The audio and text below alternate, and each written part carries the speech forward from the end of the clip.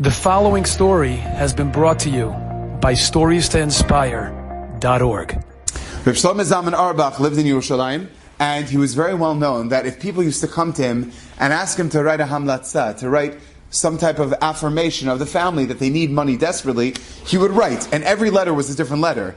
If you're a wise person, you would know how to read the letter and be like, oh, they said this, he didn't say that. And you would know, based on that, people would be able to collect a certain amount of money. So the story goes is that one time, somebody came to Rabbi Zalman Auerbach, and Rabbi Zalman was listening to the person. He's listening, and he picked up on one thing that the person slipped in by accident. The person didn't want to say it, but they said, person said, and she's desperate to get funds. So Rabbi Zalman picked up on that, and he goes, what do you mean she's desperate for funds? Where's her father?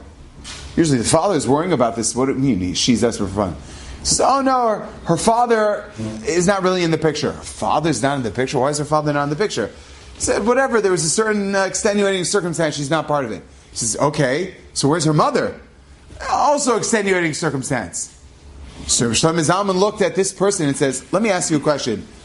What did you come here for? He said, I came here to get a hamlatza, to get an affirmation that we're collecting for her, that she should get money. He says, okay, how much money do you think she needs for the wedding? He's like, I don't know, 20,000, 30,000? He says, okay, so basically what you're telling me is you want a hamlatza, so you get $20,000, right? He's like, yeah. He says, come back to me in 3 days and I'll give you something. Now that was very unusual because usually Rabbi Zalman on the spot would write something and give it to the person. 3 days? Okay, maybe he's getting a little older. I don't know what he wants. Okay, came back 3 days later. And then Rabbi Zalman says, okay, no, so what happened? He said, well, I was waiting for the Rav to write something. He says, okay, you came for me, my hamlatza.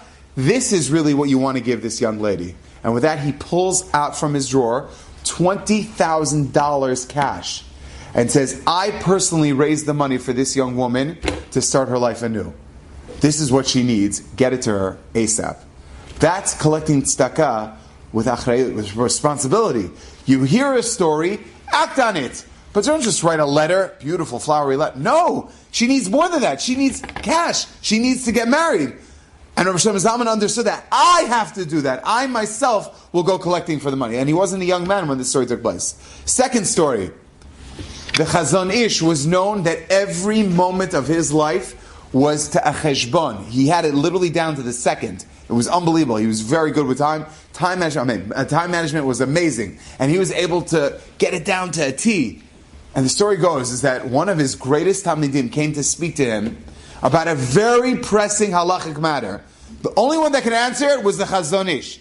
And the story goes is that while this young man was waiting outside the door to ask a very pressing question, didn't say in the story what the question was, but it seemed like it wasn't like a nudnik question, like, what if I eat paper and I'm really hungry, do I make a shakol? I'm not really sure. Right? It wasn't like those type of questions. It was like a real serious question. And it had great ramifications. Only Chazon Ish could answer it. This young man was standing outside the Chazon Ish's door for over 2 hours. And he was wondering what in the world's going on. Chazon Ish was with the couple. He thought maybe Shalom Bayit. He didn't know what was going on. So curiosity got the best of him. And while they were in finally their second hour, he's like, okay, this is crazy, right? So he leaned forward and he was shocked. Yes, I think eggs for 30 lira would be a good idea. If you want, maybe I know a certain person he could give you a good book.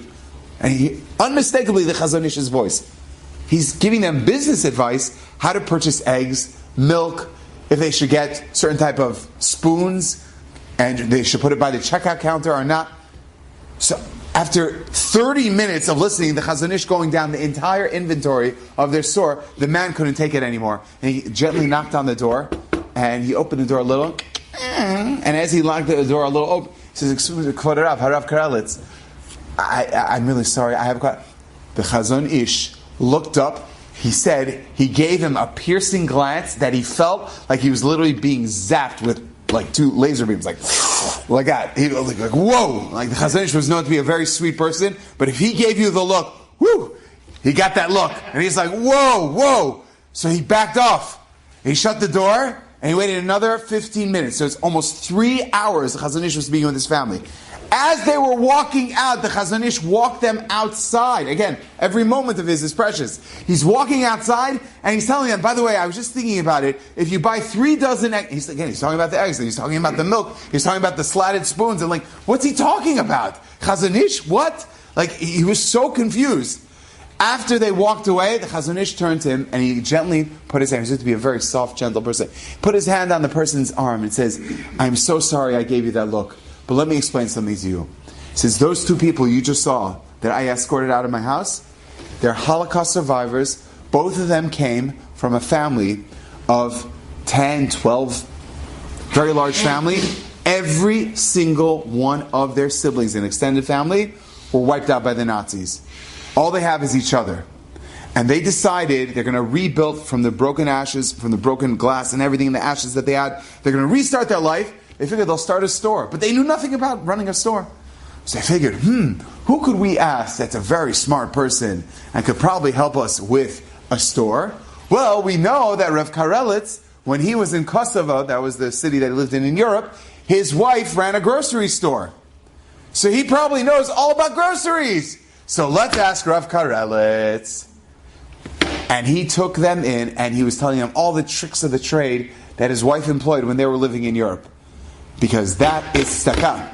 When you give tzedakah with achrayut, when you give tzedakah with responsibility, it doesn't make a difference if the person's asking us.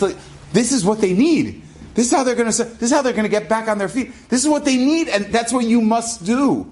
And if you understand that, it's going to be a whole paradigm shift in how you approach people. This person is not annoying. This is Hashem's gift He's sending to me to work on myself somehow. Hashem sent this person to me for me to deal with this person with their very unique set of circumstances. Why they came to me, I have no idea. But somehow, I'm going to guide this person. I don't know how, I don't know why, but it's going to happen. That's tzedakah with achrayut. Enjoyed this story? Come again. Bring a friend. StoriesToInspire.org